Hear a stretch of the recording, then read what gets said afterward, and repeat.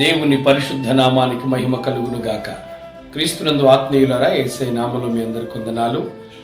ఈ జీవధార కార్యక్రమం ద్వారా అనేక విషయాలు వాక్యం నుండి మీతో పంచుకోవటానికి ప్రభువు సహాయం చేస్తున్నాడు. మరి మీరు కూడా అనేక మంది వింటున్నారు, అలాగే చూస్తున్నారు. కొంతమంది మాత్రమే కామెంట్ల రూపంలో విషయాలు తెలియజేస్తున్నారు. వీలైతే సబ్స్క్రైబ్ చేసుకోండి. ఈ వర్తమానాలు మీ ఆత్మీయ జీవితానికి ఎలా ఉపయోగపడుతున్నాయో కామెంట్ కూడా చేయండి. ఇతరులతో కూడా ఈ సంగతిని పంచుకోండి. ఈ పూట దేవుని మాట మీ ముందుకు తీసుకొస్తున్నాను. 103వ కీర్తనలో మొదటి వాక్య భాగం. భక్తుడు ఇలా అంటున్నాడు: నా ప్రాణమా యెహోవాను సన్నుతించుము, నా అంతరంగమునున్న సమస్తమా ఆయన పరిశుద్ధ నామమును సన్నుతించుము. నా ప్రాణమా యెహోవాను సన్నుతించుము, ఆయన చేసిన ఉపకారములలో దేనిని మరువకుము.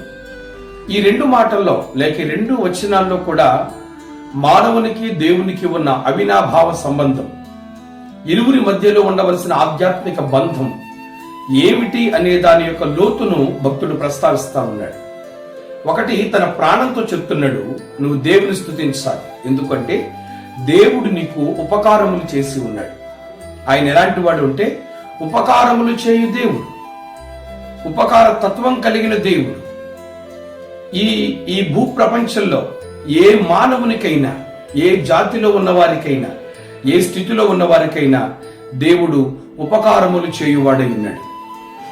ఆ ఉపకారములు ఏంటో మీకు వీలైనప్పుడు ఈ 103వ కీర్తన మొత్తం ధ్యానించండి. ఎవ్వరూ చేయలేని, ఎవరి వలన సాధ్యం కాని అత్యద్భుతమైన సంగతులు, అత్యంత శ్రేష్టమైన ఉపకార విధానాలు మీకు ఈ కీర్తన భాగంలో కనబడుతున్నాయి. కనుక దేవుని స్తుతించటం అనేది మన కృతజ్ఞత. ఆ కృతజ్ఞతతోనే భక్తుడు ప్రాణమా యెహోవాను సన్నుతించు అనే మాటలు మాట్లాడారు.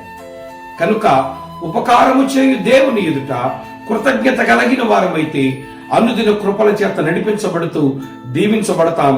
దేవుడు ఆ కృపలో మనల్ని స్థిరపరచును గాక. ఆమేన్.